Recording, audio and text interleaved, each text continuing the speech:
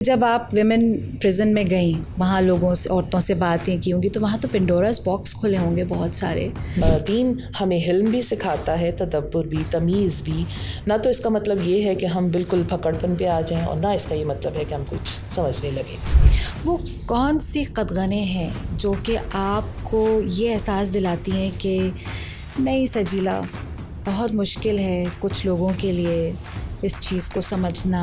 کچھ ضرورتیں ہمارے جسم کی ہوتی ہیں، ان کو تو ہم پورا کر لیتے ہیں، فیشیل سے، کھانے سے، ڈائٹ سے، ایکسرسائزز سے، اچھی چیزوں سے، اچھے ماحول سے، سردی سے، گرمی سے.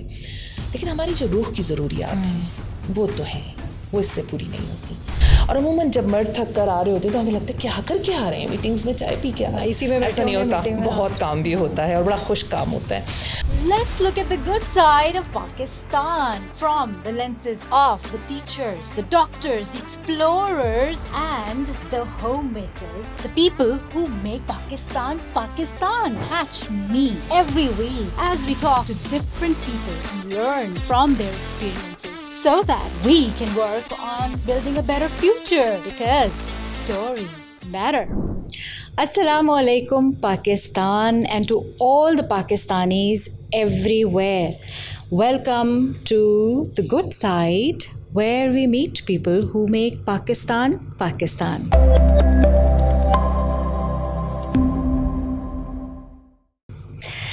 آج جناب ہمارے ساتھ ایک ایسی شخصیت موجود ہیں جو کہ مجھے پرسنلی بہت عزیز ہیں. یہ یوں سمجھ لیں کہ دوست سے بڑھ کر یہ میری بڑی بہن ہے. اگر کوئی میری بڑی بہن ہوتی تو یہ صاحبہ ہیں. ان کے کہاں کہاں کس کس ایریا میں کنٹریبیوشنز ہیں یہ ہم ان سے بات کریں گے تو ہمیں تفصیل سے پتہ چلے گا. مختصراً میں آپ کو بتا دوں، she is masters in Islamic history, bachelors in law, diploma in Islamic laws, فاضل طب والجراحت from Hamdard, 18 years experience of herbal treatment, also worked with Hakeem Saeed, subhanallah. 10 years experience of welfare in interior Sindh, specially worked for flood affectees. 2006 mein elected member of City Council Karachi City, worked with Mayor Karachi of that time Nematullah Khan Sahab. Women prison میں بھی کام کیا ہے، جا کے کیا کام کیا ہے یہ ہم ان سے ہی پوچھیں گے. اس کے علاوہ آن لائن قرآن سیشنز کیے ہیں، بہت سارے ٹی وی چینلز پہ کام اسی حوالے سے کیا ہے. تو بات شروع کرتے ہیں اب تمہید کے بنا سجیلا مہر صاحبہ سے. بہت شکریہ آپ نے ٹائم نکالا آج ہمارے لیے، میرے لیے، یہ میرے لیے ہے. اب اس سے پہلے کہ میں مزید تعارفات کی تکلفات میں جاؤں، لیکن یہ ضروری بھی تھا بتانا کہ کتنی اکمپلشڈ خاتون ہیں. اور ہم جب بات کرتے ہیں پاکستان کے لیے کنٹریبیوشن کی تو اس میں سجیلا جو کام کر رہی ہیں یہ قابل ذکر، قابل ستائش ہے. سجیلا، پہلے تو یہ بتائیے کہ آپ کے پاس اتنی ساری ایریاز آف ایجوکیشن کی ڈگریز ہیں، حکمت، لاء، یہ سب کمبینیشن کیسے، کہاں، کب؟ ایک ساتھ میں نے بہت سارے سوال پوچھ لیے ہیں. جزاک اللہ خیر سارہ، بہت شکریہ بہت محبت کے اظہار کا. اور ہمیشہ آپ ایک اچھی اطاعت گزار چھوٹی بہن رہی ہیں اور یہ بہت اچھی خوبی ہے آپ کی، اور اسی لیے شاید آپ نے بہت ساری تعریفیں بھی کر دیں. نہیں، میں نے تو حقیقت بیان کی ہے. جزاک اللہ. لیکن میں آپ کو بس، آپ نے کہا مختلف ایریاز، جی بالکل ایسا ہے. اصل میں پاکستانی معاشرے میں، مڈل کلاس فیملیز میں ہمیں بہت سارے لوگوں کی خواہشات کو پورا کرنا ہوتا ہے. طب میرے والد صاحب کی خواہش تھی کہ میں پڑھوں، اس لیے میں نے 87 میں ہمدرد طبیہ کالج میں ایڈمیشن لیا، اور پھر وہاں طب کی ڈگری جو اس وقت دی جاتی تھی فاضل طب والجراحت کی، وہ حاصل کی. پھر اس کے بعد بہت ہی جلدی عمر میں شادی بھی ہو گئی، تو اگلی فرمائش میاں صاحب کی تھی کہ میرا پروفیشن لاء ہے تو میں چاہتا ہوں لیکن یہ تو بہت فخر کی بات ہے اور بہت اچھی بات ہے. تو پھر جی ان کی ہمراہی کرنے کے لیے مجھے لاء بھی کرنا پڑا، اور اس کے ساتھ میں اسلامک ہسٹری اپنے شوق سے پڑھ ہی رہی تھی. بس اس طرح ساری چیزیں ساتھ لے کر چلتی رہی، اور پھر اس کے بعد مجھے ادراک ہوا کہ نہیں، میرا اصل کام تو کچھ اور ہے، اور شاید میں ان ساری چیزوں میں وہ سکون اور وہ خوشی نہیں پا رہی. تو پھر جب مجھے وہ منزل ملی تو اب میرا سارا فوکس اس طرف ہی ہے. یعنی قرآن کی درس اور تدریس. جی، قرآن کی درس و تدریس، اور اس کے ساتھ ساتھ اللہ کے بندوں کی خدمت. یہ 2 چیزیں ہیں جن پر اب میرا زیادہ انحصار ہے، زیادہ وقت میں جن کے لیے دیتی ہوں. تو سجیلہ، یہ جو ٹرننگ پوائنٹ آپ کو محسوس ہوا کہ نہیں یہ نہیں، اور یہاں مجھے وہ تشفی یا تسلی نہیں ہو رہی، تو اس میں کہیں پہ کوئی کسی کی طرف سے روک ٹوک یا کہیں آپ کو وضاحتیں دینی پڑی ہوں، ایسا تو نہیں ہوا؟ نہیں سارا، جب آپ خود کسی چیز پر پورے مطمئن ہوں، آپ کا یقین ہو، اور تو پھر آپ کو وضاحتیں دینے میں بھی کچھ مشکل نہیں لگتا، اور آپ بڑی اچھی طرح سے لوگوں کو بتا سکتے ہیں. میں ایک بات کلیئر کروں کہ میں نے لاء جب کیا تھا تو اس وقت میرے ہسبینڈ کی خواہش تھی، میں بالکل کلیئرلی بتا رہی ہوں، ان کی خواہش تھی کہ میں جوڈیشری جوائن کروں، اور میں نے اسی لیے پڑھا، اسی لیے پریکٹس کی، ہائی کورٹ بار کی میں ممبر ہوں ماشاء اللہ. تو لیکن جب وہ مرحلہ آیا اور میں نے ایون اس کے لیے تیاری بھی کر لی، تو مجھے پھر سورہ مائدہ کی ایک آیت نے بہت زیادہ اپیل کیا کہ جو کچھ اس وقت ہمارا جوڈیشل سسٹم ہے وہ قرآن اور حدیث کے مطابق نہیں ہے. بس اس وقت مجھے لگا کہ اب مجھے اسٹینڈ لینا چاہیے، جس چیز کو میں جائز اور مناسب نہیں سمجھتی تو میں اس سسٹم کا حصہ کیوں بنوں. تو بس وہ ٹرننگ پوائنٹ تھا. اس کے بعد پھر جب لاء کو چھوڑا تو پھر اس کے ساتھ باقی چیزیں بھی ہٹتی چلی گئیں، اور پھر یہ راستہ مل گیا. اور اس میں مجھے زیادہ خوشی یہ ہے کہ قرآن کو پڑھ بھی رہی ہوں، سمجھ بھی رہی ہوں، پہنچا بھی رہی ہوں، اور ساتھ ساتھ مزے کی بات یہ ہوئی اس کو امپلیمنٹ کرنے کا بھی موقع مل رہا ہے. وہ کیسے؟ یہ بہت مزے کی بات ہے. مثال کے طور پہ جب ہم قرآن کی آیت پڑھتے ہیں کہ تمہارے مال میں مساکین کا حصہ ہے، تو ہم فوراً سوچتے ہیں مساکین کا حصہ ہے تو کیسے دیں یہ حصہ؟ کیا اپنی تنخواہ میں سے کچھ پیسے دے آئیں، یا کون سا مسکین ہے، کس تک پہنچیں، کیا کریں؟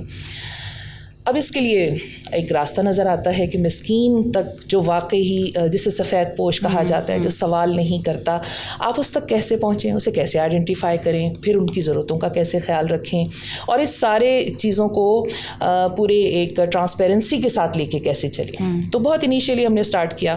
اگر کسی کی شادی ہو رہی ہے تو میں اس کے لیے کنٹریبیوٹ کرتی تھی اور فنڈنگ کرتی تھی، لیکن کراچی میں جب کام کرنے لگی تو پتہ چلا نہیں، اس سے زیادہ ضرورت انٹیریئر سندھ میں. میرا تعلق انٹیریئر سندھ سے بھی ہے تو میرا وہاں جانا بھی ہوتا تھا. تو پھر یہ لگا کہ اسی طرح آپ ہی کے سوال کا جواب میں دیتی چلوں کہ قرآن پاک میں ایک آیت مبارکہ کا ترجمہ ہے کہ قیدیوں کے تم پر حقوق ہیں. اچھا. تو جب میں یہ پڑھ رہی تھی تو میں نے اپنے ساتھیوں سے سوال کیا، بتائیے ہم کیسے قیدیوں کے حق ادا کریں؟ اب ہم میں سے کوئی بھی شخص جیل جانے کے لیے تو تیار ہی نہیں تھا. جب بلکہ میں نے یہ بات کہی تو بہت ساری خواتین نے کہا نہیں یہ تو ہم نہیں کریں گے، ہم تو جیل کے دروازے پر بھی جائیں، اللہ نہ کرے ہم کبھی وہاں جائیں. اور بڑی ٹیبوز ہے نا ہمارے. جی بالکل. انہوں نے کہا جی نانا ہم تو اس روڈ سے بھی نہیں گزرتے، تو یہ تو ہم نہیں کر سکتے. تو پھر کیا کیا جائے؟ پھر اس کے بعد ہم نے اس زمانے میں، یہ تقریباً 10 ایئرس بیک میں بات بتا رہی ہوں آپ کو، تو میں نے اپنی اس قرآن کلاس سے کہا آپ لوگ خود نہیں جا سکتے، اور جو لوگ جا سکتے ہیں جن کے لیے آسانی ہے وہ ایسا کریں کہ عید کا موقع تھا شاید قریب میں، تو ہم نے کہا اپنی قیدی بہنوں کے لیے آپ کچھ چیزیں جمع کریں. تو پھر ہم نے انیشیلی جو ہمارا پہلا کام تھا جیل کے لیے وہ یہ تھا کہ ہم نے چوڑیاں، سوئیاں، بچوں کے لیے کچھ ٹوائز اور کچھ کھانے پینے کی چیزیں اور شاید دوپٹے اور کون مہندی، ہم نے بس یہ بہت چھوٹی سی ایک چیزیں جمع کیں، اور میں اور میرے ساتھ میری 2-4 جیدار دوستیں جنہیں گھر سے اجازت مل گئی تھی وہ وہاں گئیں، اور پھر ہم نے یہ وہاں ڈسٹریبیوٹ کی. پھر اس دوران ہمیں پتہ چلا کسی قیدی خاتون کے لیے ضرورت ہے فائن ان کا جمع کروانا تھا، تو ہم نے وہ فنڈنگ کی. تو گویا وہ قرآن جو آپ پڑھ رہے ہیں پھر اس کو وہاں امپلیمنٹ بھی کرتے چلے جا رہے ہیں ان صورتوں میں. اور ایک اور چیز جو مجھے ہمیشہ قرآن کے حوالے سے بتانا اچھا لگتا ہے کہ میں نے اپنے ساتھیوں سے بھی قرآن کی آیت کو شیئر کیا. ہمارے ریڈیو پاکستان کا وہ مونوگرام بھی ہے قولوا للناس حسنا, لوگوں سے اچھی بات کرو. اچھی بات کرو. تو ہم اچھی بات کر رہے ہیں اور اس کے بے شمار فائدے میں نے اپنی زندگی میں دیکھے. تو پھر اس بات کو آگے بھی کہا کہ آپ بھی ذرا اچھا بول کے دیکھیے کیا رہتا ہے.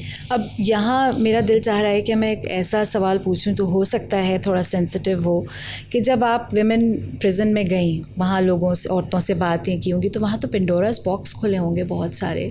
تو ہاؤ ڈڈ یو ڈیل, آپ نے اس کو کیسے مطلب اپنے اندر سمایا, مطلب ڈسٹرب ہوئی ہوں گی؟ مجھے تو مطلب اگر میں آئی کین جسٹ ویژولائز کہ ایسی عورتیں آئی ڈونٹ نو کہ وہ صحیح طرح سے سینٹینس ہوئی تھیں نہیں ہوئی تھیں, کیا ان سے خطائیں ہوئی تھیں, کس جرم میں وہ وہاں پہ تھیں. مطلب یہ ایک ریالٹی بیسڈ جو کہانیاں, بالکل ریالٹی بیسڈ, کیا مطلب اصلی کہانیاں ہوں گی ان عورتوں کی, تو وہ سن کے تو ڈسٹربنس ہوئی ہوگی بہت شدید. بالکل شروع میں تو خیر بہت ایکسائٹمنٹ تھی کہ مجھے کچھ کرنا ہے, اور اگر میں نے یہ بات انیشیٹ کی ہے کہ قیدیوں کے ہم پہ حقوق ہیں اور لوگوں تک یہ بات پہنچائی ہے, تو اب مجھے اس کو آگے بھی لے کے جانا ہے. تو ایک تو وہ حوصلہ تھا موجود اور تھوڑی سی ایکسائٹمنٹ تھی, اس لیے اس کام میں آ گئے. لیکن بالکل اس کے بعد پھر جب میں نے وہاں لوگوں کی سٹوریز سنی, ان کے حالات دیکھے, تو بہت زیادہ سارا میں بتاؤں تو وہاں لوگ ابھی سینٹینس کا تو مرحلہ ہی نہیں آتا, کیسز ہی نہیں پینڈنگ میں پڑے ہوئے ہوتے ہیں, بالکل سالوں سے تو پینڈنگ پہ ہیں. اور وہ خواتین وہاں ہیں, اور اس سے بھی تکلیف دہ چیز تھی جن کے ساتھ ان کے چھوٹے بچے بھی تھے, کہ اس بچے کا کیا قصور ہے, یہ دنیا کی ساری نعمتوں سے محروم ہے. سارا یہ تو جیل کے اندر کی زندگی تھی, لیکن اس سے تکلیف دہ بات یہ تھی جو بڑا ایک ہمارے معاشرے کا سخت تلخ سچ بھی ہے. خدا نہ خواستہ کوئی مرد اگر جیل میں جاتا ہے کسی بھی وجہ سے, جائز اور ناجائز, میں بھی اس بحث میں نہیں پڑتی, تو اس کی ماں, اس کی بیوی, اس کی بہنیں, اس کے سب لوگ اس کے لیے ٹوکریاں بھر بھر کے سامان بھی لائیں گے, کھانا بھی پہنچائیں گے, خیریت بھی پوچھنے آئیں گے. ایون جیلرز کو رشوت دے کے بھی اندر جانے کی کوشش کرتے ہیں, ان سے ملتے ہیں. لیکن جب ایک عورت جیل جاتی ہے تو پورا معاشرہ اسے چھوڑ دیتا ہے, تو کرتے ہیں باقاعدہ, جس کا تعلق ہوتا ہے وہ بھی چھوڑ دیتا ہے. شوہروں نے طلاق دے دی, گھر والوں نے ڈس اون کر دیا, تو وہ بیچاری تو اب جائز اور ناجائز تو بات ہے. دیکھیے جب قرآن کی میں نے آیت کا حوالہ دیا نا, تو وہاں یہ نہیں تھا کہ وہ مجرم واقعی اصل میں مجرم ہے, وہاں لفظ قیدی, بس قید میں ہے. اب وہ جنگ کا قیدی ہے, وہ عام کسی وجہ سے قید میں ہے, وہ قیدی ہے, اس کا آپ پر حق ہے. اس چیز نے مجھے بہت ڈسٹرب کیا کہ ایک عورت جب کسی تکلیف کا شکار ہوئی یا وہ قید میں گئی, تو پھر سب نے اسے چھوڑ دیا. اس وقت مجھے لگا کہ ہمارا کام ہے اب ہمیں آگے بڑھ کے ان لوگوں کو سمیٹنا ہے. تو کوئی ایسے کیسز جو کہ پراپرلی جن کو ڈیل کیا گیا ہو, وہ عورتیں چھوٹ کے آئی ہوں, پھر ان کا معاشرے میں دوبارہ سیٹل ہونا, ایسا کوئی کیس سامنے آیا؟ بہت سارے. اس میں آپ کی کوئی مدد؟ جی, میرا تعلق, میں نے اس وقت جو انڈیویجولی ہم گئے, لیکن اس کے بعد پھر میں نے ویمن ایڈ ٹرسٹ کو جوائن کیا, اور ان کے تحت بہت ساری خواتین کے کیسز ہم نے چلائے. کہ وہ جو لیبل لگی عورتیں تھیں, وہ کیسے اب نئی زندگی, how do they start over والی بات. اور اس سے بھی زیادہ اہم بات آپ کو بتاؤں کہ ہم نے وہاں پر ان کے لیے ایک پروجیکٹ اسٹارٹ کیا, اسٹڈی پروجیکٹ, جس میں ہم ان کو کمپیوٹر کی تھوڑا سا لرننگ اور وہ سب سکھا رہے تھے. اور ایک چیز جو میں نے پھر وہاں جا کے جس کی ضرورت محسوس کی اور پھر میں نے اسے شروع کیا, وہ یہ تھا کہ یہ لوگ معاشرے میں بالکل ہی دکھی ہیں اور پریشان اور کٹے ہوئے لوگ ہیں. ان کے لیے کوئی اصل خدمت ہو سکتی ہے, اگر ان کو ہم کچھ بہت زبردست گفٹ دے سکتے ہیں, تو وہ یہ ہے ہم انہیں اللہ سے کنیکٹ کر دیں, تو وہ ان کی تنہائیوں میں انہیں تھام لے گا, وہ انہیں سمیٹ لے گا. تو پھر ہم نے یہ کیا کہ قرآن سیریز وہاں سٹارٹ کی, پروگرامز کی, سیرت کے پروگرام کروائے, ان رسول اللہ کی محبت سے روشناس کروایا. اس کے بعد ایک شاندار چینج آیا. اور سارا ایک اور واقعہ جو مجھے ابھی یاد آ گیا آپ کی بات کرنے سے, وہاں ایک خاتون قید میں تھیں, غالباً وہ چائنیز خاتون تھیں, اور ان کے ڈاکومنٹس کا کوئی ایشو تھا, اس لیے وہ پریزن میں تھیں. تو وہاں انہوں نے اسلام قبول کیا, ماشاءاللہ. پھر وہاں انہوں نے قرآن بھی پڑھا. تو وہ کہتی ہے مجھے تو لگتا ہے اللہ میاں مجھے اسی لیے یہاں لائے تھے. سبحان اللہ. تو میں اس کی بات کو میں سوچتی ہوں تو مجھے بہت, اللہ میں نے آپ کو وسیلہ بنا دیا کہ الحمدللہ کہ اس نے وہ تو اس کے لیے وہ بلیسنگ تھی. تو یہ بڑی میری ایک زندگی کا ایک بہت بڑا واقعہ تھا کہ ہم نے اسے دیکھا اور اس نے اس بات کو اتنی خوشی سے ایکسیپٹ کیا کہ یہ تو میرے لیے میری تو زندگی بدل گئی یہاں آ کر. تو بہت سارے واقعات اور میں نے جو دیکھا, جو میرا تجربہ ہے کہ بہت ساری خواتین, مطلب ایک 80 سالہ خاتون کو ہم نے, بوڑھی اماں کو ہم نے قید میں دیکھا. ان کا جرم یہ تھا کہ انہوں نے کسی کو قتل کیا ہے. وہ نابینا خاتون تھی. اللہ اکبر. یہ تو میں اور آپ بھی سمجھ سکتے ہیں کہ ان بیچاری سے تو ہلا نہیں جا رہا, یہ کس کو قتل کریں گے. وجہ یہ تھی کہ ان کے کچھ ایگریکلچر لینڈ تھی, ان کی زمین تھی. تو جو بھی قریب کے جو لوگ تھے انہوں نے ان پر یہ کیس بنوایا, ان کو اندر ڈلوا دیا. اب وہ آزاد ہیں اپنے معاملات میں. یا ایک بچی کا میں نے وہاں اس کا بھی واقعہ مجھے ہمیشہ یاد آ جاتا ہے جب کبھی جیل کا ذکر ہوتا ہے, کہ وہ بچی کسی پرائیویٹ اسکول میں پڑھاتی تھی اور جو وہ پرنسپل صاحب تھے وہ تھوڑا ان کو ہراس کرتے تھے. اس بچی نے اسٹینڈ لیا تو اس پر انہوں نے کیس کروا کے اس اندر بند کر دیا. یا اللہ. اب بتائیے کیا جرم ہے اس بچی کا.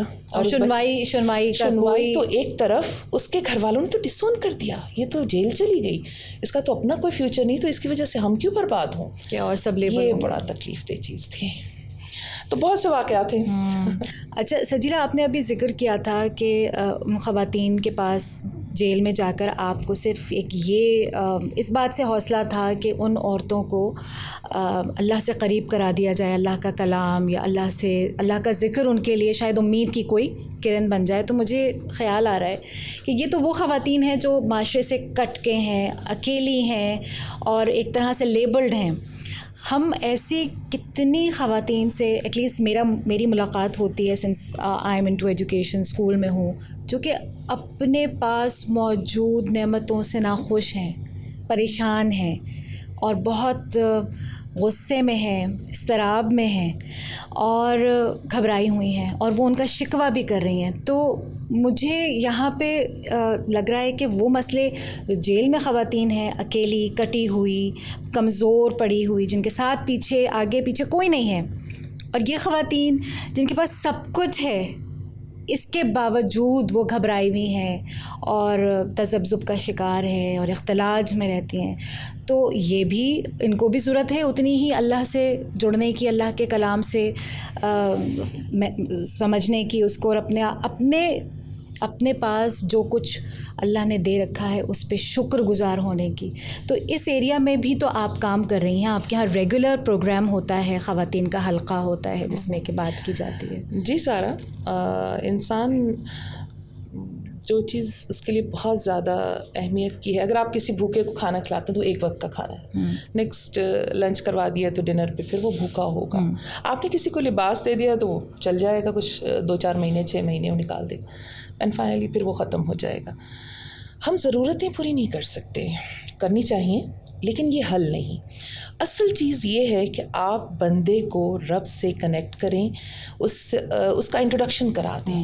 یہ تمہارا رب ہے, یہ پالنے والا, یہ دینے والا ہے, اس سے مانگ کر ہی تم سب کچھ حاصل کر سکو گے, اور اس سے مانگو گے تو یہ تمہارے لیے اسباب بنا دے گا. سارا یہ بات میں اس لیے کہہ رہی ہوں کہ میں تھر کے ریگستانوں میں ہم ایسے گاؤں میں گئے ہیں کہ جہاں شاید قریب سے گزرتے ہوئے آپ کو پتہ بھی نہیں چلے گا کہ 4 کلومیٹر دور روڈ ہے, مین روڈ ہے, کہ اس طرف کوئی گاؤں یا کوئی انسان بھی رہتا ہے. ایسے بھی گاؤں میں گئی ہوں, اور جب میں وہاں گئی ہوں اور وہاں جا کر ہم نے ان لوگوں کی کچھ ان کے کھانے کا یا اور چیزوں کا انتظام کیا, تو مجھے لگا کہ یہ تو کسی کی دعا تھی جو مجھے کراچی سے وہاں پہنچایا گیا. مجھے یہ نہیں آیا میرے پاس لینے کے لیے, میں آ کر ہاتھ سے اس کی چیزیں دے رہی ہوں. وہ 1 مہینے کا راشن ہے یا وہ کچھ پیسے ہیں یا کچھ میڈیسنس ہیں, میں وہاں سے سفر کر کے آئی ہوں. یہ جانے اس کی کتنی اور کیسی طلب تھی.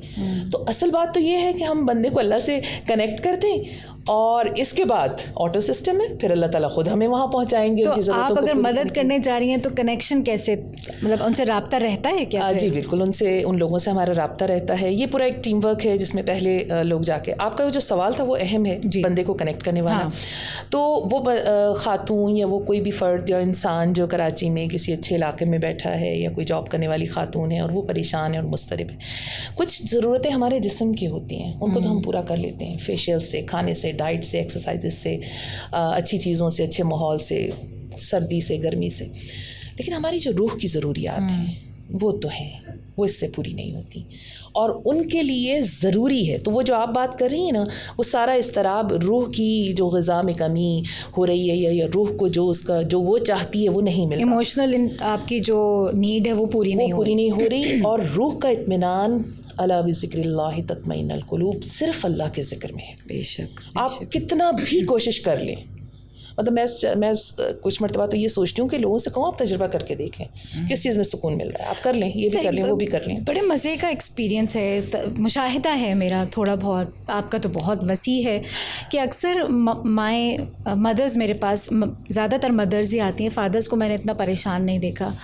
میرا 7 سال کا بچہ یا 8 سال کا بچہ, کبھی کبھی 5-6 سال کے بچے کی بھی والدائیں جو ہیں وہ اس قدر پریشان آئیں گی, اس کو یہ نہیں آ رہا, یہ نہیں کر سکتا اور یا کر سکتی, اور اس کو تو ابھی یہ 2 لیٹر ورڈ نہیں آ رہے, یہ 3 لیٹر ورڈ نہیں آ رہے, اور اگر یہ نہیں کرے گی یا کرے گا تو پھر یہ معاشرے میں کیسے آگے بڑھے گا اور کس طرح سے یہ کمپیٹ کر پائے گا, زمانہ تو بڑا کمپٹیشن والا ہے.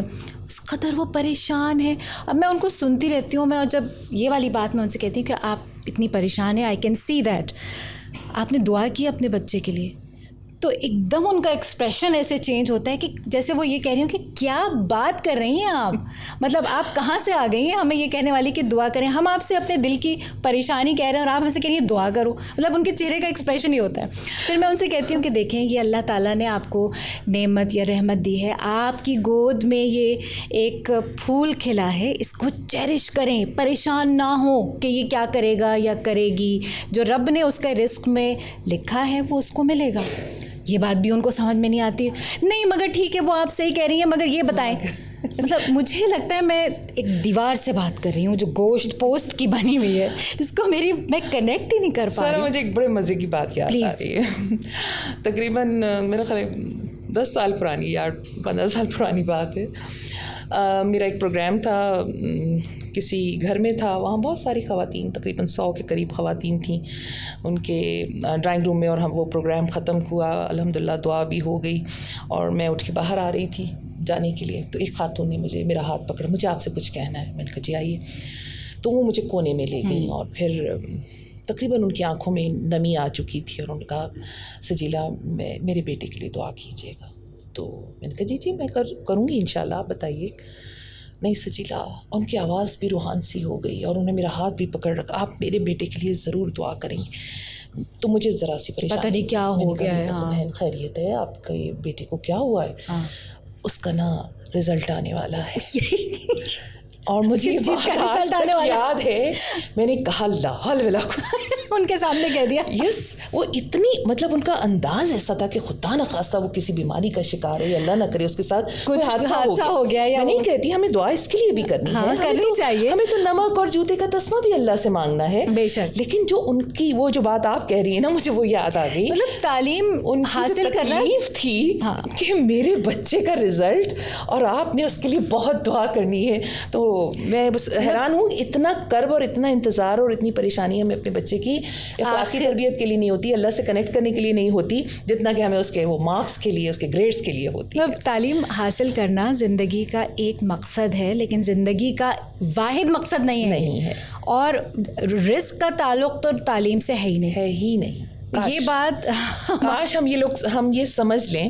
ویسے تو خیر بات طویل ہو جائے گی, لیکن میں نے تو اپنے گھر میں ایسے دیکھا کہ میرے بچوں نے چاہا کہ وہ اپنی مرضی سے اپنا سلیکٹ کریں گے کہ وہ آرٹس پڑھنا چاہتے ہیں یا سائنس, اور یہ بڑا مشکل مرحلہ تھا میرے لیے کہ میرے بچے اور وہ آرٹس پڑھیں گے, اور مجھے اس کے لیے ہر ایک کو جواب دہ ہونا پڑے گا. لیکن خیر الحمدللہ کہ اللہ تعالیٰ نے مجھے ایسے لوگوں سے ملوایا اور ایسے اچھے ایجوکیشنسٹ سے ملوایا جن کی سے بات کرنے کے بعد میں مطمئن ہوئی, اور میں نے ان کو ان کی پسند کی تعلیم حاصل کرنے دی. اور ایک بیٹی صاحبہ جو تھیں ان کے بارے میں تو یہ طے ہو گیا تھا کہ انہوں نے نہیں پڑھنا, یہ نہیں پڑھ سکیں گی, اور آپ بس صبر کر لیجیے. تو میں نے کہا آج میری وہی بیٹی الحمدللہ سب سے اچھی جاب اس کی ہے, سب سے اچھی ایجوکیشن اس کی ہے الحمدللہ. میں کہہ رہی ہوں وہ باقی بچوں کی نسبت زیادہ اچھا ارن کر رہی ہے. جس بچی کے لیے مجھے تقریباً مایوس کر دیا گیا تھا کہ یہ میٹرک کر لے تو اسے غنیمت جانیے گا, تو وہ ناراض ہو جائے گی, ورنہ میں اس کا نمبر بتا دوں گی کون سی بیٹی کی مت بتائیے. لیکن الحمدللہ یہ میرے گھر کا تجربہ ہے, اس لیے میں اب اس پہ یکسو. اچھا, اب یہاں میں ایک سوال پوچھوں گی کہ ٹھیک ہے وہ آپ کے لیے وقت, وہ عرصہ بڑا تکلیف دہ ہوگا کہ جب اس بچی کے اوپر لوگ باتیں بنا کے کہہ رہے ہوں گے کہ یہ شکر کر لیں کہ یہ اتنا کر لے یا وہ کر لے, لیکن آپ نے اس وقت کس چیز کا دامن ہاتھ سے نہیں چھوڑا؟ کیا آپ نے اپنی محبت میں اس کے لیے کمی کر لی؟ کیا آپ نے اس کو وہ ٹائم دینا کم کر دیا کہ یہ تو میرا وہ مال ہے نا جو اب شاید کنڈم ہو جائے, یا یہ کہ یہ وہ ایریا ہے جہاں شاید میری اب چلے گی نہیں؟ تو آپ نے کیا گیو اپ تو نہیں کیا ہوگا نا اپنی بچی کے اوپر؟ محبت میں تو کمی نہیں آئی ہوگی؟ بالکل بھی نہیں, بلکہ میں یہ بتاؤں کہ اس بچی نے جو ہماری کنونشنل تعلیم ہے, میٹرک, انٹر, یہ سب اس نے پرائیویٹ کیا, اور مجھے اس کو اسکول نہیں, تو اس کے لیے مجھے تھوڑا ایفرٹ تو کرنی پڑی. یہ تو بات ہے کہ اس کے لیے اچھی ٹیچرس کا انتظام کرنا, وہاں لے جانا, کسی گروپ ٹیوشن میں لے جانا, لیکن میں نے گیو اپ نہیں کیا الحمدللہ. اور مطلب کبھی بھی میرے دل نے یہ نہیں مانا تھا کہ یہ نہیں کر سکے گی.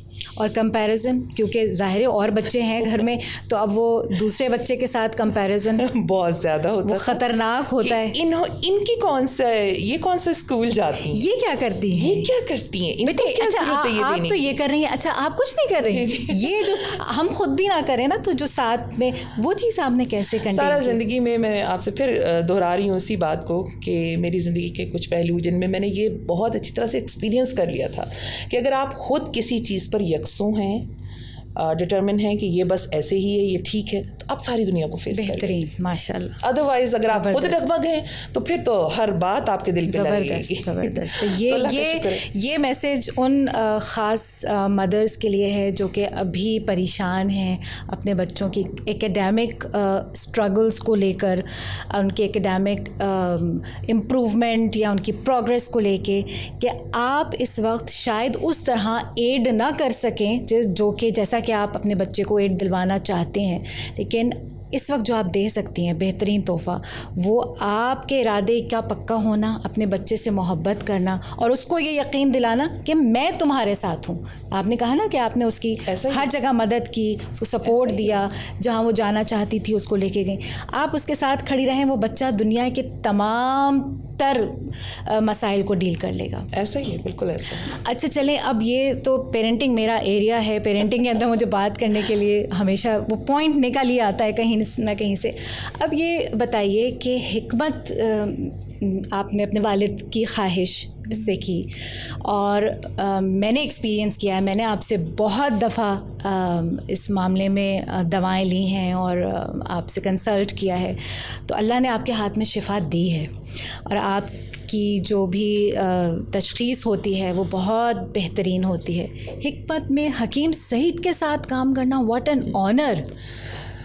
بالکل سارا, میں سمجھتی ہوں کہ میں نے حکمت کا حق ادا نہیں کیا, لیکن اللہ تعالیٰ نے مجھے بہت اچھا موقع دیا تھا, بہترین استاد دیے, اور حکیم صاحب کے ساتھ کام کرنا یہ ایک سب سے بڑا میرے لیے اعزاز ہوگا. بالکل, وہ ایک ان کا ایک مقام ہے طب کے حوالے سے, اور ہمیشہ رہے گا, اس میں کوئی فرق نہیں.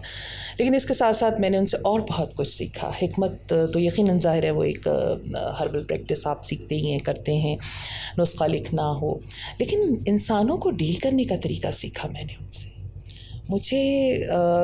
میں یہ بات ہمیشہ ہر جگہ تذکرہ کرتی ہوں کہ میں نے انہیں بچوں سے بات کرتے دیکھا کہ وہ کس طرح متوجہ ہو کے بات کرتے تھے. میں نے انہیں دیکھا کہ بڑوں کے ساتھ بھی وہ کس قدر کلوز اور کس قدر نرمی تھی ان کے لہجے میں, کہ وہ انہوں نے ہمیشہ مطلب یہ بات میں نے انہیں سے سیکھی کہ آدھا مرض تو ان سے بات کر کے اور ان کی توجہ سے ٹھیک ہو جایا. طبیب کا جو کہ بس مریض آ کر بیٹھا اور انہوں نے بڑے دھیمے لہجے میں اس سے بات بھی کی اور بڑی تشفی بھی دی. مریض کو لگا کہ میں نے اپنا سب کچھ کہہ دیا, اور جو یہ شخص سامنے بیٹھا ہے یہ تو مجھے گارنٹی دے رہا ہے میں ٹھیک ہو جاؤں گا, تو اسے لگا کہ بس آدھا تو میں ٹھیک ہو گیا. اور آج دنیا اس پر بہرحال آنے جا رہی ہے کہ بہت ساری چیزیں جو ہیں وہ نفسیاتی حوالوں سے ہوتی ہیں, سائیکلوجیکل ایشوز ہوتے ہیں, اور بڑا رول اس میں ہے. بلکہ ایک اسٹڈی ہوئی تھی US میں جس میں ایسے پیشنٹس کو کو دیکھا گیا کہ جو دعا کرتے ہیں، اور ایک ایسے پیشنٹس ہیں جو صرف دوا پہ ہیں، تو دعا اور پلس دوا والے جو مریض تھے وہ زیادہ جلدی ریکور ہوئے. مینس کہ ان کو یہ امید تھی کہ ہم ٹھیک ہو جائیں گے. تو اگر ایک انسان جو انہیں جیسا ہے اور وہ بیٹھا ہے اور وہ بات کرتا ہے اور کہتا ہے آپ ٹھیک ہو جائیں گے، یہ تو کوئی مرضی نہیں ہے، تو پتہ چلتا ہے. اور وہ اپنے نسخہ لکھنے کی ابتدا ہی ہو شافی سے کرتا ہے کہ جی، اور وہی اگین کنیکٹ کرتا ہے بندے کو اللہ سے کہ تمہیں شفا ضرور ملے گی انشاءاللہ. تو بندہ آدھا تو وہیں ٹھیک ہو جاتا ہے. میں اپنی ذاتی اگر بات آپ سے شیئر کروں، آج دل کی باتیں کر رہی ہوں. بے شک بے شک. تو اس میں یہ کہ مجھے الحمدللہ کئی مرتبہ عمرے کی سعادت ملی، اور ایک مرتبہ میں نے حج بھی کیا. اور عمرے پہ ایک مرتبہ جب میں گئی تھی، شاید ویری فرسٹ ٹائم جب میں گئی تھی، تو میں نے اپنے دونوں ہاتھ غلاف کعبہ پہ رکھے، اور مجھے نہیں پتہ یہ الفاظ کہاں سے میرے ذہن میں آئے. اللہ تعالیٰ میرے ان ہاتھوں کو شفا دینے والا بنا دیجیے ماشاءاللہ. اور مجھے اللہ تعالیٰ نے عزت دی. کوئی دعویٰ نہیں ہے، لیکن الحمدللہ شفا اللہ کی طرف سے ہے. مگر مجھے اپنی دعا یاد آتی ہے، اور اس سے پھر میں نے یہ بھی سیکھا کہ مطلب پرٹیکولر آپ اپنی ہر چیز کے لیے خاص کر کے دعا کریں. تو میں نے اپنے ہاتھوں کو ہی رکھا اور یہ دعا بھی پڑھ دی کہ اللہ میاں ان ہاتھوں میں اپنی طرف سے شفا عطا کر دیجیے. تو بس اللہ ہی شفا دینے والا ہے، ہم صرف ذریعہ بنتے ہیں. اب میں آپ سے ذرا ایک مشکل سوال پوچھوں گی. آپ ماشاءاللہ خواتین جو جیل میں تھیں ان کے ساتھ کام کیا، آپ نے قرآن کی درس و تدریس مختلف سوشل سرکلز میں دی، مڈل کلاس میں بھی، لوور کلاس میں بھی، اور اپر کلاس میں بھی آپ کا آنا ہے، اور وہاں پہ بھی خواتین سے بات ہوتی رہتی ہے. وہ کون سی قدغنیں ہیں جو کہ آپ کو یہ احساس دلاتی ہیں کہ نہیں سجیلا، بہت مشکل ہے کچھ لوگوں کے لیے اس چیز کو سمجھنا؟ کہاں آپ کو ایسا محسوس ہوتا ہے کہ میں اکیلی پڑھ رہی ہوں، یا کہاں آپ کو ایسا لگتا ہے کہ بس اللہ میاں ہی کرا دے یہ کام تو ہو جائے؟ کچھ ایسے لوگوں سے کچھ مشکل لوگ بھی تو آ جاتے ہیں کبھی کبھی، آزمائش بن کے آتے ہیں. بالکل ایسا ہے، لیکن ایک بات جو میں نے نوٹ کی کہ خیر ہر جگہ موجود ہے. وہ اپر کلاس ہو، لوور کلاس ہو، مڈل کلاس ہو، دکھی ہو، غیر دکھی ہو، خیر اللہ کے بندوں میں موجود ہوتا ہے، ہر شخص میں ہوتا ہے. بظاہر وہ کچھ بھی ہوں، کسی بھی جگہ سے تعلق رکھتے ہوں، اس خیر کو سپورٹ، پروموٹ اور اس پر کو ابھارنا یا اس کو اپریشیٹ کرنا، اس فرد کو آگے لانا، یہ کسی اچھے فرد کا کام ہوتا ہے کہ وہ اس چیز کو پکڑے ان میں سے. تو خیر موجود ہے، اور مایوسی کی کوئی بات ہی نہیں. اللہ سے مایوس تو صرف کفر کرنے والے ہی ہو سکتے ہیں، اس لیے ہمیں مایوس ہونے کی ضرورت نہیں.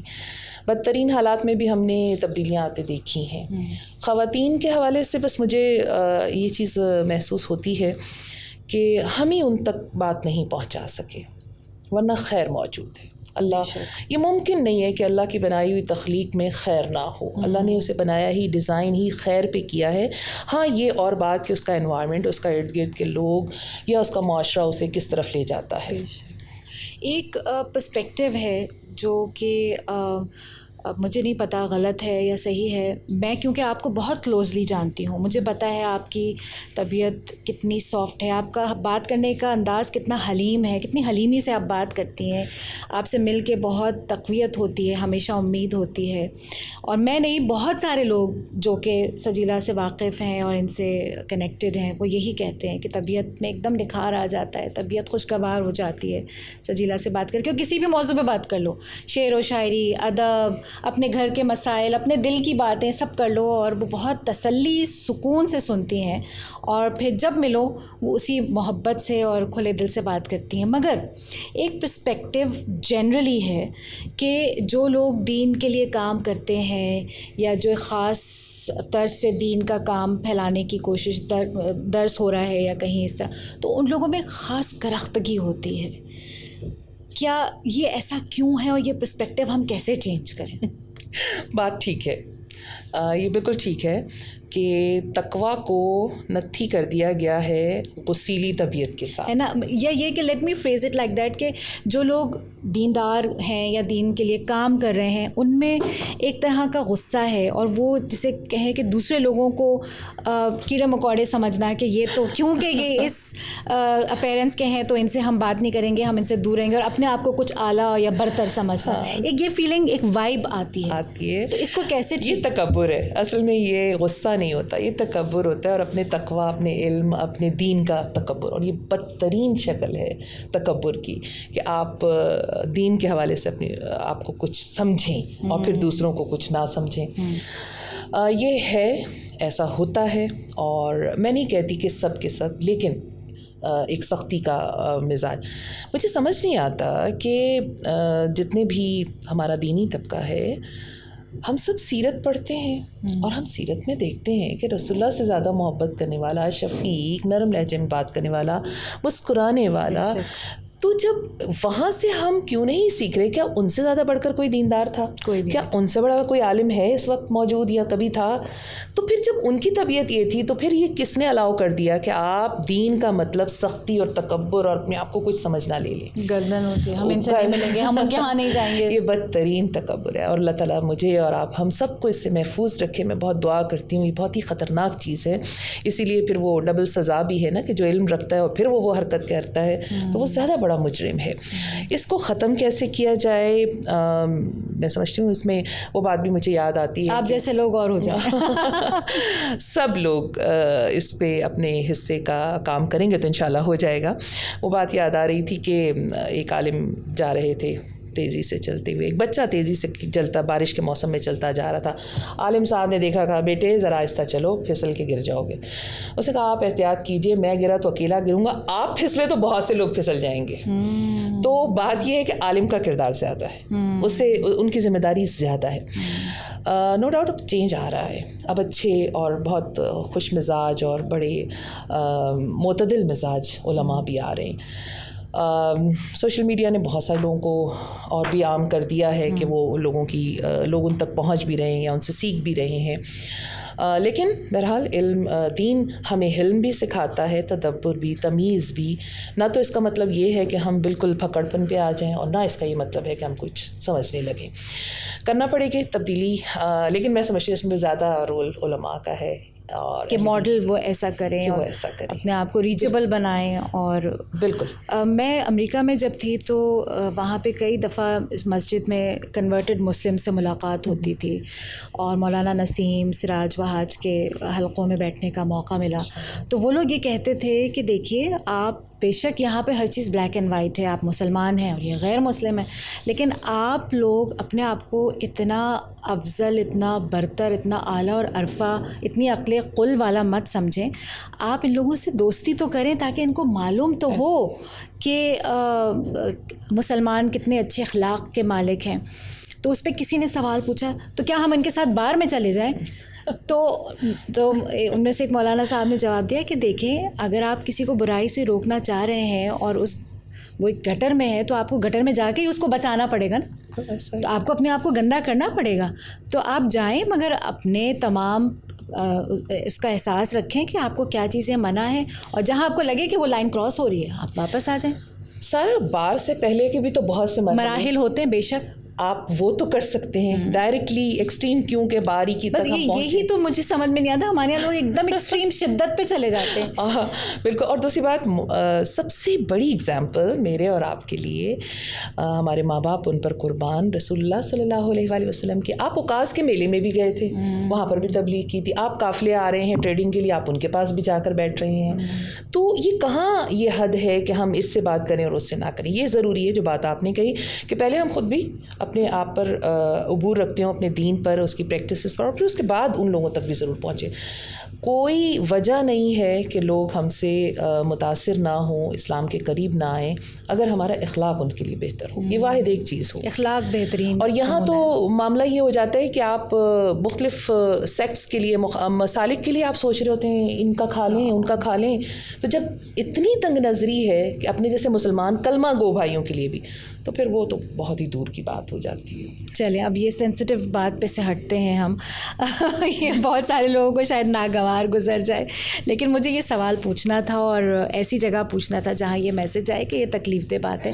بہرحال لیٹس اینڈ اٹ ہیئر. 2006 میں you were elected as member of city council Karachi. وہ تجربہ ذرا بتائیے کیسا رہا؟ پالیٹکس اور پھر کاؤنسل, یہ سب چیزیں ہمیں تو ایک خواب سا لگتا ہے سن کے. بالکل, میرے لیے بھی ایک چیلنجنگ رول تھا وہ. میرے بچے اس وقت گروئنگ ایج میں تھے اور اسکول گوئنگ تھے تینوں ہی. اس وقت یہ ذمہ داری مجھے ملی اور میں ممبر سٹی کونسل. میں اس وقت بھی گڑبڑا رہی تھی, سوری قطع کلامی کے لیے معافی چاہتی ہوں. الیکٹڈ اور سلیکٹڈ, اس کا فرق بھی ذرا بتائیے. ہاں, الیکٹڈ اور سلیکٹڈ کا فرق بہت ہی آسان ہے. سٹی کونسل میں کچھ سیٹس ہوتی ہیں جو سلیکٹڈ ہوتی ہیں خواتین کی کے لیے, وہ ہر پارٹی کو جتنے انہوں نے ووٹس لیے ہوتے ہیں اس کے اکارڈنگ ان کو دی جاتی ہیں. تو وہاں کوئی کنٹیسٹ نہیں ہوتا, وہاں بس آپ آ گئے, آپ کا نام گیا اور آپ ممبر بنا دیے گئے. الیکٹڈ وہ ہوتے ہیں کہ آپ الیکشن میں جاتے ہیں اور ممبر سٹی کونسل کو سلیکٹ کرتے ہیں کاؤنسلرس جو بالکل گراس روٹ سے الیکٹ ہو کر آ رہے ہوتے ہیں یو سی سے. وہ الیکٹ کرتے ہیں ممبر سٹی کونسلس کو. تو اس میں باقاعدہ کنٹیسٹ ہوتا ہے اور پھر اس میں وہ سیٹس دی جاتی ہیں. تو یہ ہوا, اور مطلب میں عام عوام کے درمیان تو نہیں گئی بلکہ ان کونسلرز نے مجھے الیکٹ کیا تھا. تو اس طرح سے رہا وہ تجربہ. کافی مشکل بھی تھا اور سیکھنے کا بہت کچھ موقع ملا. اسپیشلی میں نعمت اللہ خان صاحب کی ٹیم میں تھی, تو ہمیں جو تھوڑا سا ایجوکیشن کے حوالے سے کام کرنا تھا, تو بہت ہی دور دراز اسکول دیکھے. ہمیں تو پتہ بھی نہیں تھا کہ ایسے اور اس حلیے کی جگہ کو اسکول بھی کہا جاتا ہے کہ جہاں نہ پینے کا پانی ہو, نہ واش روم ہو, اور ٹوٹا ہوا دروازے ہوں اور گدھے بندھے ہوئے ہوں, یہ بھی اسکول ہوتے ہیں. اور یہ کراچی کے اسکول ہوتے ہیں. اچھا, میں سمجھی آپ سندھ کی بات کر رہی ہیں. کراچی سٹی کونسل کراچی میں تھی میں, تو یہ بھی ہو سکتا ہے. منگو پیر کے ایسے اسکول بھی ہم نے دیکھے, ایسے اسکول بھی دیکھے کہ ہم سردیوں میں وہاں وزٹ پہ گئے. اور یہ تو کوئی بہت دور کی بات جگہ نہیں ہے, یہ ڈالمیا کا علاقہ ہے, اور وہاں گورنمنٹ اسکول کے جو سارا اسٹاف ہے وہ کینو کھا رہا ہے باہر بیٹھ کے. اور پوچھا گیا, یہ تو ہم نے ایکسپیرینس بھی کیا اور سنا بھی کہ جناب وہ اندر ہو کیا رہا ہے. ہاں, وہ بچے بیٹھے ہیں. تو سر آپ لوگوں کی ڈیوٹی کیا ہے؟ یہ تھوڑا کینو کھا لیں تو پھر جاتے ہیں کلاسز لیں گے, کیا مسئلہ ہے اس میں؟ تو یہ سین بھی دیکھ, سویٹر بنتے ہوئے بھی دیکھا ہوگا. وہ تو خیر کینو کھاتے ہوئے میں نے دیکھے تھے.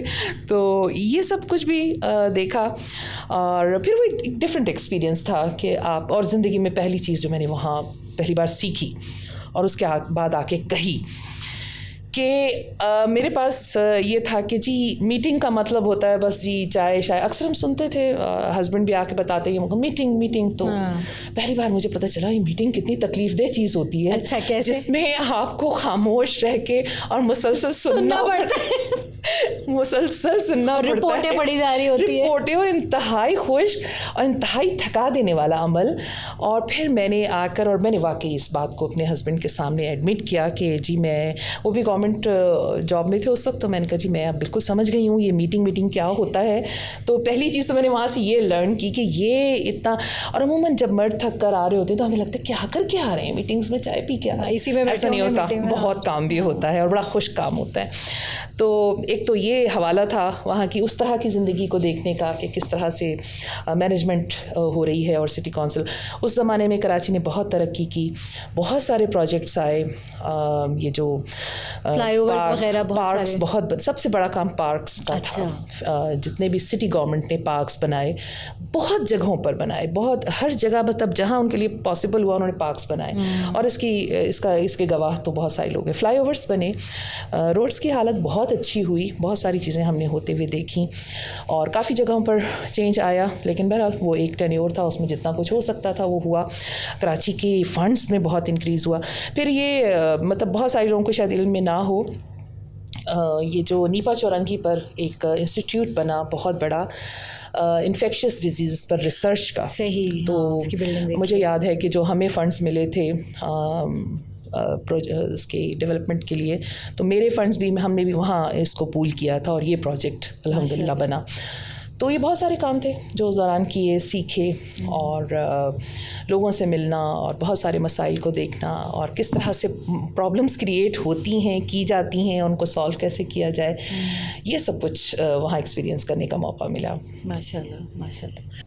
اچھا سجیلا, ایک خاص ایریا تھا جہاں میری آپ سے بات ہو رہی تھی کچھ عرصہ پہلے کہ بچیوں کے شادی کے بعد کے مسائل, جو نیولی ویڈ بچیاں ہیں when they enter this relationship, تو ان کو بہت سارے ایشوز ہوتے ہیں, ان کو ڈیل کرنے کے لیے کچھ کاؤنسلنگ وغیرہ کا آپ کا ارادہ ہے.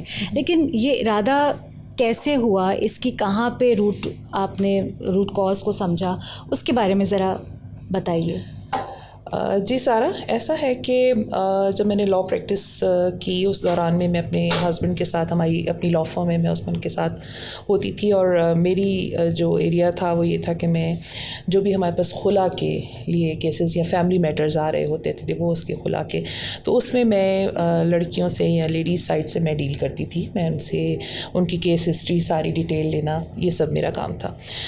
اس دوران ایسا ہوا کہ جب ہم بات کر رہے ہوتے تھے کہ اچھا جی آپ کیوں یہ فیصلہ کر رہی ہیں, تو بچیاں اپنی ساری, اور عموماً یہی ہوتا ہے کہ ہمارا کلائنٹ ہمارے پاس آ کے بیٹھتا ہے اور ہم اسے کہتے ہیں کہ بتائیے آپ ہم سے کیا چاہتے ہیں, تو جواب میں وہ اپنی پوری داستان حیات سنانا شروع کرتا ہے. وہاں سے مسائل شروع ہوئے. تو میں سنتی تھی اور مجھے لگتا تھا کہ یہ بچی جو باتیں کہہ رہی ہے شاید اس میں کچھ مس انڈرسٹینڈنگ ہے, سمجھنے اور سمجھانے کی کچھ فرق ہے, ورنہ ایشوز اتنے زیادہ نہیں ہیں. اچھا ہمیشہ ایسا بھی ہوا کہ مدر بھی بیٹھی ہیں, فادر بھی بیٹھے ہیں, اور وہ بچی اپنی بات بھی بتا رہی ہے اور ہم سن بھی رہے ہیں. پھر ایسا ہونے لگا کہ میں نے مجھے کچھ کیسز اپنے یاد ہیں جس میں نے اس بچی کو الگ سے بلایا اور اس کے ساتھ بات کی کہ تم مجھے بتاؤ کہ اس بات کو اور اس بات کو تم نے کیا سمجھا اور کیوں, کیا یہ ایسا تو نہیں تھا. تو مجھے اندازہ ہوا کہ بچیوں نے بات سنی بھی, سمجھی بھی, اور میں اللہ کی بہت شکر گزار ہوں کہ شاید وہ 2-3 گھر جو بچ گئے مصالحت ہو گئی. الحمدللہ. تو مجھے مصالحت ہو گئی, بچیوں نے اپنی بات کو ریئلائز کیا, اپنی غلطی کو بھی, اور واپس سے پھر وہ تو مجھے اس وقت یہ احساس ہوا کہ یہ بہت زیادہ اہم ہے سارا. ایک ڈاکٹر سے ہم نسخہ نہیں لکھواتے جب تک اس نے 5 سال کا اپنے اسٹڈی نہ کمپلیٹ کی ہو, 2 سال اس نے ہاؤس جاب نہ کی ہو. ایک انجینئر سے ہم اپنا گھر نہیں ڈیزائن کرواتے, ایک انٹیریئر ڈیکوریٹر سے ہم کام نہیں لیتے جب تک ہمیں پتہ نہ ہو کہ جی اس نے یہ سیکھا ہے یا نہیں. ہم گاڑی نہیں لیتے جب تک. شادی کا انسٹیٹیوشن ایک پوری نسل انسانی کو لے کے چلنے والا, دنیا کا پہلا رشتہ جو اللہ تعالیٰ نے تخلیق کیا اور انسان کو دنیا میں اتارا. پہلے ماں نہیں تھی, پہلے باپ نہیں تھا, پہلے میاں اور بیوی آئے تھے دنیا میں.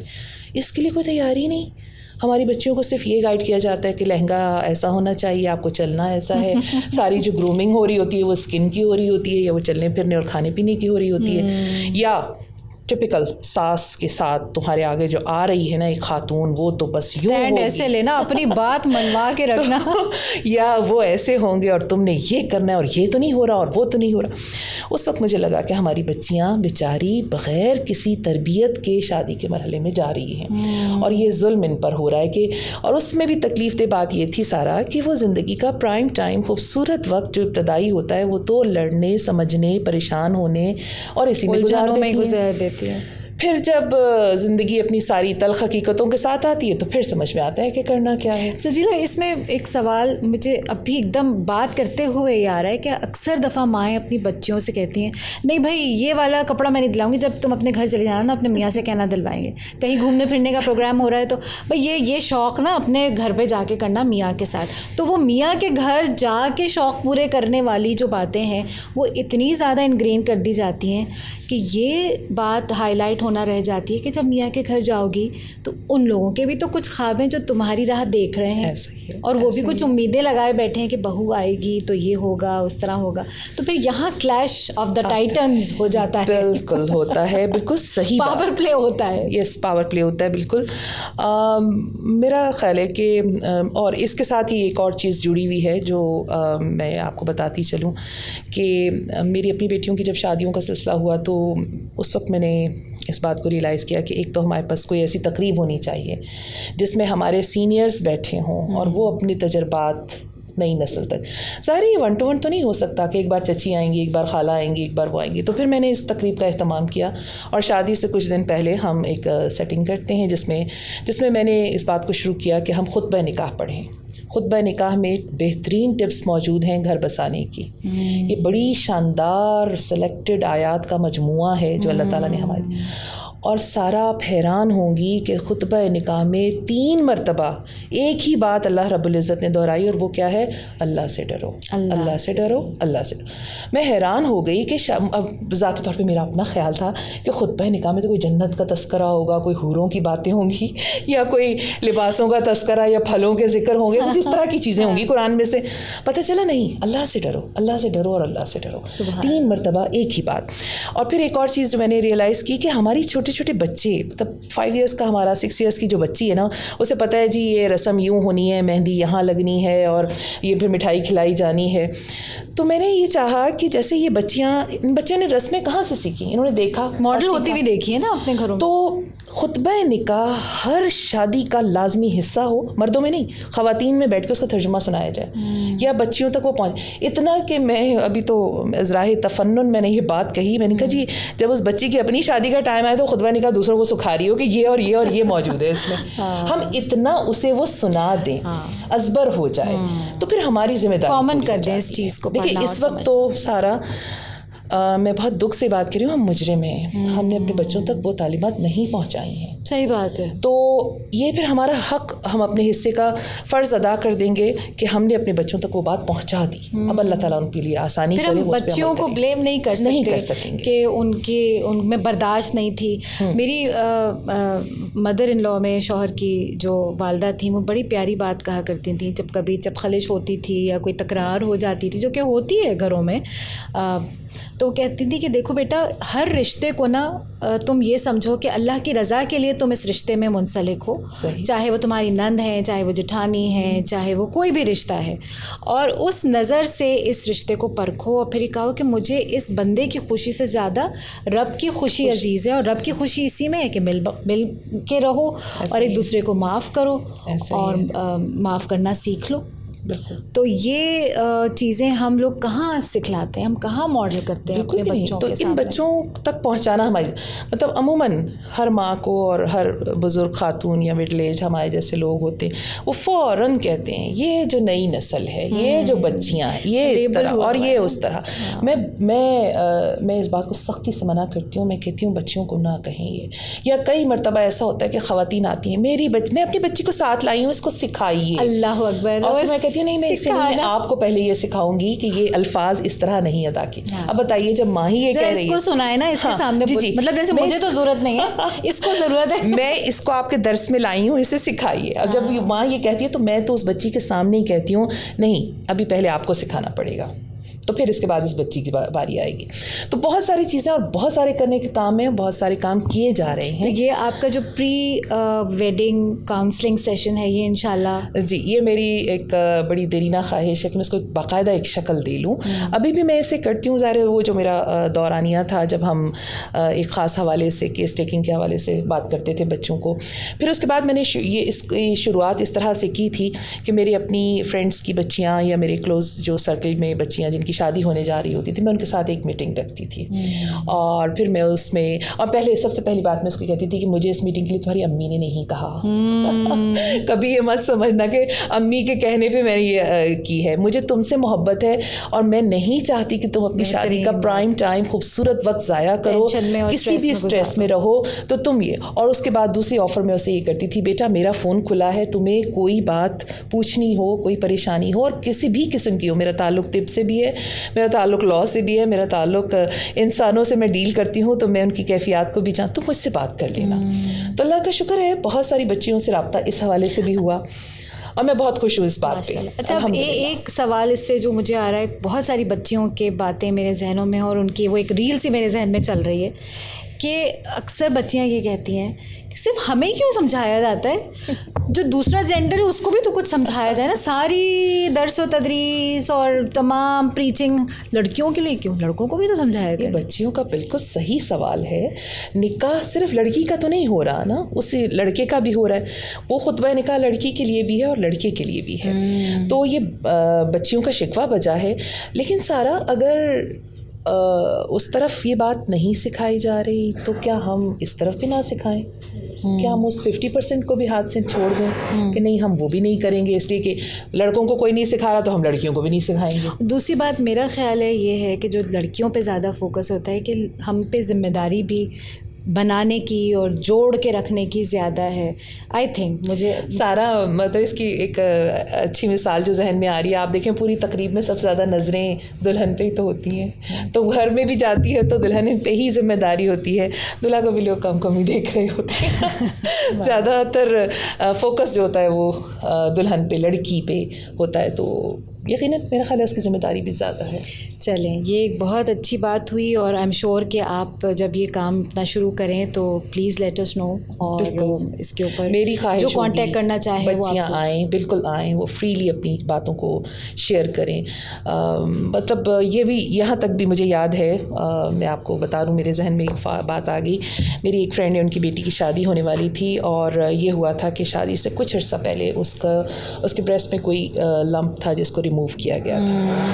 اب وہ بچی اتنی پریشان تھی کہ آنٹی کیا یہ بات میں پہلے ان لوگوں کو بتا دوں کہ میرے ساتھ ایسا کچھ ہو گزرا ہے, یا مجھے اس کو چھپانا چاہیے, مجھے تو پھر اس کے بعد بھی اس کو چیک اپ کروانا ہے. اس چیز نے اسے اپنی زندگی کا جو شروعات کا یا وہ شادی کی تیاریوں کا, وہ بیچاری بچی کے چہرے پہ رنگ ہی نہیں تھا کہ یہ اتنی بڑی چیز ہے, آپ مجھے بتائیے میں کیا کروں. پھر ان کی امی میرے پاس لے کر آئیں, میں نے ان سے بیٹھا, میں نے پوچھا بیٹا, پھر میں نے اسے یہ بات کلیئر کی کہ مجھے بتاؤ اس کا کیا اسٹیٹس ہے, کیا رپورٹس ہیں. اور اس کے بعد یہ طے ہوا کہ ہاں ٹھیک ہے, اس کو فی الحال آپ کو اس طرح سے ضرورت نہیں ہے. خیر میں نے اس کے ساتھ پھر تفصیلی بات رکھی اور مجھے لگا کہ وہ بچی ریلیکس ہو گئی. اب یہ دیکھیے یہ بھی ایک مسئلہ تھا. وہ اتنی, اور یہ بات اس کی مدر نے کہا کہ یہ پتہ نہیں خوش کیوں نہیں ہے. وہ ان کے خیال میں تھا کہ شاید رشتے سے خوش نہیں ہے یا کیا, اتنی بڑی وجہ تھی یہ. ایگزیکٹلی. تو اور وہ بچی اپنے اندر اس بات کو لیے ہوئے گھوم رہی تھی کہ میں کیا کروں, مجھے کیا کرنا چاہیے. تو اس طرح سے کئی اور مسئلے ہو سکتے ہیں, چھوٹی سی چھوٹی بات مثال میرے ذہن میں آ گئی تھی. تو بچیوں کو اس وقت کوئی فرد چاہیے ہوتا ہے, اور ضروری نہیں کہ وہ ماں ہی ہو. یہ ایک جو ہمارے ماں سے بچیاں یوزلی اس لیے شیئر نہیں کر پاتی کہ وہ پریشان ہو جائیں گی, میں ان کو اس وقت اتنے اسٹریسز کے ساتھ ایک یہ اسٹریس بھی دے دوں کہ ایسا ہے. تو یہ والی بات ہے. تو اس وقت بات کی جانی چاہیے اور انہیں ان کی ڈیوٹیز بتا دینی چاہیے. انہیں بتایا جانا چاہیے کہ آپ نکاح میں کس کس چیز کو ایکسیپٹ کرنے جا رہی ہیں, اور اس کے بعد اب آپ کے لیے اس سے اگر مطلب بیک ہونا ہے تو آپ ابھی سوچ کے جائیے کہ مجھے یہ اور یہ ذمہ داریاں. شادی کے بعد آپ یہ نہیں کہیں گے کہ میں یہ نہیں کروں گی یا یہ مجھے پسند نہیں یا میں تسلیم نہیں کرتی. اب موقع ہے, آپ اس پہ سوچ لیجیے. تو یہ کیا جانے والا کام ہے. انشاءاللہ میں اسے ضرور اپنی پلاننگ میں رکھا, مطلب ہو تو رہا ہے لیکن اللہ برکت دے آپ کے ارادوں میں, اور اس کو انشاءاللہ آپ عملی جامہ پہنا سکیں. اور میں ایک اور بات, جی یہ کام کوئی بھی کر سکتا ہے, صرف یہ میں ہی نہیں کر سکتی یا مجھے بہت اچھا نہیں آتا. کوئی بھی سینسیبل ماں, خالہ ہیں, چچی ہیں, جو بڑا ہے, اخلاص سے کی گئی بات ضرور اثر کرتی ہے. تو جو شخص بھی اس بات کو کر سکتا ہے وہ ضرور کرے, اور بچیوں کو اتنا کانفیڈنس دے کہ وہ اپنی بات ان سے کر سکے. یس, اور پھر کنیکٹڈ ہوں. یس, کنیکشن ہوگی تو پھر بات ہو سکتی ہے. جی اچھا, بات ہمارے پاس بہت ساری ہیں کرنے کے لیے باتیں, اور طویل ہیں اور وقت قلیل ہے, کیا کریں, مجبوری ہے. تو اب ذرا مجھے اگر آپ سمرائز کر کے بتا سکیں, جو گوٹ گاؤں ری بلڈنگ والا کام آپ نے کیا ہے وہ بہت مختلف ہے, اور وہ کیا ہے؟ سارا, جب یہ پچھلے سال سندھ میں ایک بہت بڑا میسو فلڈ کا واقعہ ہوا اور اتنا بڑا سیلاب یہاں آیا, اور شاید ابھی تک ہم اس کے نقصانات اور اس کے اثرات کو پورے نہیں کر پائے, ہم اس کو سمجھ بھی نہیں پائے کہ وہ کہاں اور کیا ہوئے. اس دوران میں اس سے پہلے انٹیریئر سندھ جاتی ہوں اور وہاں ہمارے مختلف پروجیکٹس چل رہے ہوتے ہیں ایجوکیشن کے حوالے سے کچھ، کیونکہ ہمارا خیال ہے کہ جب تک ہم اپنے بچوں کو تربیت نہیں دیں گے اس وقت تک، اور یہ صرف تعلیم نہیں جو ہمارے ہاں ایک روایتی تعلیم کا سلسلہ ہے وہ نہیں، بلکہ ان کے ساتھ تربیہ وہ ضروری ہے. ہمیں اسے ایک اچھا انسان بنانا ہے. ضروری نہیں کہ ہر بچہ اس اسکول سے نکل کے ڈاکٹر، انجینئر یا پائلٹ ہی بنے گا. وہ موچی بھی بنے تو وہ ایک با تہذیب، با اخلاق، با اصول موچی بھی ہو. وہ ایک گدھا گاڑی چلانے والا بھی ہو تو اس کو وہ بیسک ایتھکس آتی ہوں، اسے یہ پتہ ہو کہ اللہ اس سے کیا چاہتا ہے. اس گول کو، اس مقصد کو لے کر ہم اٹھے تھے اور ہم نے پورے سندھ میں 10 شہروں کا انتخاب کیا اور وہاں پہ کیمپسز بنائے، اسکول جو تعلیم پلس تربیہ کا کام، میں ان کے ساتھ بھی ہوتی ہوں تو اس حوالے سے بھی میرا انٹیریئر سندھ جانا ہوتا ہے، اور اسپیشلی کچھ اور جو ویلفیئر ورک ہوتے ہیں ان کے لیے جانا ہوتا ہے. اس دوران جب سیلاب آیا تو پتہ چلا کہ بہت بڑی تباہی اور کہاں سے کام شروع کیا جائے.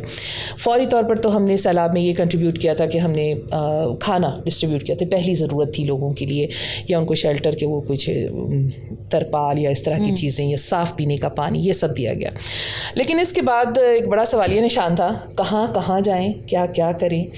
اور میں نے دیکھا کہ لوگ عموماً جو کام کر رہے تھے کہ بس وہ یہاں کراچی سے سامان لیتے تھے اور پھر بس کہیں بھی کھڑے ہو کے ڈسٹریبیوٹ کر دیا.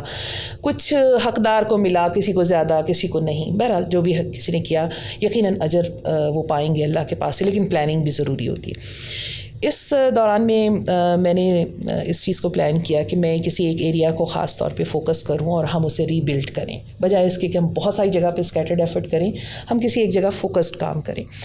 تو سندھ کے گاؤں کا نام ہے خاص خیلی گوٹ، اور یہ یہاں سے تقریباً 4 آورس کی ڈرائیو پر ہے. ڈسٹرکٹ پٹیاری ہے یہ، جہاں پر یہ گاؤں ہے. ہم وہاں گئے اور ہم نے وہاں کے حالات دیکھے، کیونکہ ہمیں بہت سی چیزوں کو دیکھنا تھا کہ کہاں ہم کام کروا سکتے ہیں، ہماری ٹیمز کہاں موجود ہیں. تو ہم نے اس گاؤں کا سلیکشن کیا اور پھر ہم نے وہاں کے لیے لوگوں کے جن کے گھر گر گئے تھے وہ گھر تعمیر کروائے. ہم نے 3 ماہ تک ان کو سارا کھانے کی ضروریات ان کی پوری کی.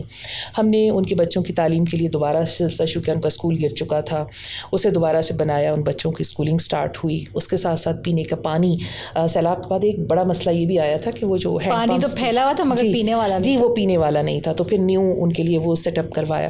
تو اس گوٹ کو ہم نے فوکس کیا اور وہاں سولر سسٹم، اور یہ بات میں آپ کو بتاؤں بڑی تعجب کی بات ہے، مجھے خود بھی وہاں جا کے پتہ چلا تھا کہ 2023 ہے، کراچی سے 4 گھنٹے کی مسافت پر ایک گاؤں ہے جس گاؤں کے رہنے والوں کو یہ بھی نہیں پتا کہ بجلی بھی آتی ہے، کوئی بجلی کا سسٹم بھی ہوتا ہے. سچی میں؟ جی سارا ایسا ان کے پاس مطلب پری سیلاب بھی بجلی نہیں تھی. بجلی کیا چیز ہوتی ہے انہیں نہیں پتا تھا. 4 گھنٹے دور ہے ہم سے، صرف 4 گھنٹے دور ہے. جی ایسا ہے. جناب جب یہ صورتحال دیکھی تو پھر وہاں ان کے لیے ہم نے سولر کا ارینجمنٹ کیا. اور ایک بڑا جو ایک خراب چیز تھی کہ وہاں اس ساری کمیونٹی میں سیلاب سے پہلے بھی ظاہر ہے وہ ایسے ایریاز ہیں کہ وہاں کوئی بھی سینیٹری کا پراپر سسٹم نہیں تھا، باتھ روم نہیں تھے. 25 گھرانوں پر مبنی مشتمل ایک گاؤں ہے جس کے لیے ایک واش روم ہے جس کو بس کانٹوں سے اور وہ دے کر اور باندھا گیا ہے. یہ ہم نے وہاں پہ واش روم ہم نے وہاں واش روم بنوائے. ہم نے وہاں نہانے کے لیے انتظام الگ سے پراپر کیا کہ خواتین کے لیے یہ ہے اور ایک مردوں کے لیے. ظاہر الگ الگ نہیں بنائے جا سکتے ہر گھر کے ساتھ. ایسے میں وہاں پر ایسی خواتین بھی تھیں جن کی جو ایکسپیکٹ کر رہی تھیں، ان کی ڈیلیوریز ایکسپیکٹڈ تھیں انہی دوران میں سیلاب کے بعد ہی. الحمدللہ ہم نے پھر ان کے لیے انتظام. تو یہ ہوا کہ وہ ایک گاؤں اپنے پاؤں پہ کھڑا ہو گیا الحمدللہ. بس اللہ سے دعا ہے کہ وہ اس ساری کام کو، اس خدمت کو قبول کرے. بے شک اسی کے دیے ہوئے ذرائع سے ہم نے اسے کیا. کل آبادی کتنی تھی اس جگہ؟ وہ گاؤں تقریباً 30-35 گھرانوں پر مشتمل تھا. ایک چھوٹا گاؤں، ظاہر ہمارے وسائل اتنے زیادہ اور ہر گھر کے اندر اور گھر گر چکے تھے ان کے. گھر میں کتنے افراد ہر گھر؟ ایوریج 5 سے 10 افراد کا گھرانہ. تو اچھا خاصے لوگ ہو گئے، بہت سارے لوگ. لیکن اللہ کا شکر ہے کہ پھر ہم نے ان کے لیے، ان کو پاؤں پہ کھڑا ہونے کے لیے ان کی مدد کی. اور اللہ کا شکر ہے میں نے اس کے بعد بھی وزٹ کیا تو اب وہ ایک بہتر گاؤں ہے. اور سیلاب شاید ان کے لیے یہ بہتری لایا کہ وہ چیزیں جو نہ ہو سکتی تھیں وہ اللہ تعالیٰ نے وہاں تک کروا دی. الحمدللہ. سجیلہ اتنی زبردست گفتگو کے بعد کہ آپ کے اتنے سارے پھیلے ہوئے ایریاز میں آپ نے کام کیا, اتنے مختلف ایریاز میں کام کیا, اتنی ہمت ہو رہی ہے سن کے, اور میرا دل چاہ رہا ہے میں ان لوگوں کو خاص طور پہ کہوں کہ یہ باتیں سنیں جو یہ کہتے ہیں کہ اس وطن میں کچھ نہیں ہو رہا, یہ بیکار ملک ہے, یہاں پہ کوئی کام نہیں ہو رہا, یہ رہنے کی جگہ نہیں ہے. تمام تکلیفیں ہیں, پریشانیاں ہیں, مگر کام ہو رہا ہے, کرنے والے لوگ ہیں جو کر رہے ہیں, اور امید ہے. اور انشاءاللہ ایک دن آئے گا جب ہم اپنی بیسک سہولیات کے لیے پریشان ہونا کم کر دیں گے انشاءاللہ. تو امید ہے. سجیلا, آپ کو شعر و سخن سے بھی شغف ہے, تو ایک شعر ہو جائے. اچھا.